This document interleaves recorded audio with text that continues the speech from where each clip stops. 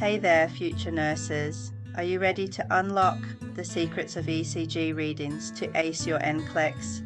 Let's dive into this critical component of patient care and learn some nifty memory tricks to help you master ECG interpretations. First up, understanding the basics. An ECG, or electrocardiogram, is a graphical representation of the heart's electrical activity. The heart is your body's power pump, and the ECG is like a blueprint showing how well this pump is working. Remember, each spike, wave, and line on an ECG tells a story about the heart's function. Now let's break down the waves, P, QRS, and T. Think of the P wave as the preview. It shows atrial depolarization, the initial electrical movement. Easy to remember, right? The QRS complex follows. This is the main story, showing ventricular depolarization. Finally, the T wave, the tail, which represents ventricular repolarization. Memory trick alert. To remember the order, just think of a simple phrase. Please quietly relax, sir, where each initial stands for PQRS. This will help you quickly recall the sequence in a stressful exam situation or even in a clinical setting. Understanding rhythm is next. Normal sinus rhythm is your friend. It's the rhythm you want to see. It means everything in the heart is ticking just as it should. But what about when things look odd?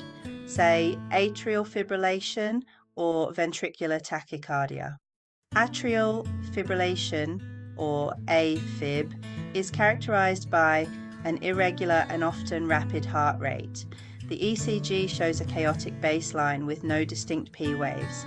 Ventricular tachycardia, or VTach, is a fast heart rhythm that starts in the ventricles. The ECG shows wide QRS complexes and a rapid rate. Bradycardia is a slower than normal heart rate. The ECG shows a regular rhythm, but with a rate less than 60 beats per minute. Supraventricular tachycardia, or SVT, is a rapid heart rate originating above the ventricles. The ECG shows a fast rate with narrow QRS complexes. Premature ventricular contractions, or PVCs, are extra heartbeats that begin in the ventricles.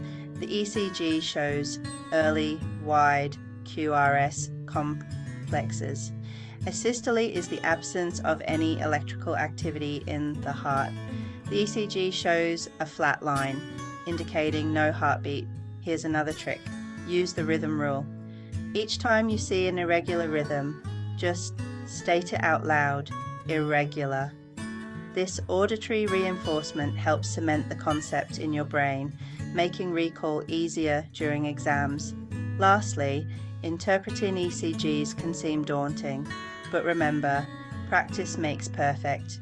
Use mnemonics and these tricks to guide your study sessions, and soon reading ECGs will become second nature. Alright, future healthcare heroes, that's a wrap on our quick guide to cracking ECG readings for the Nclex.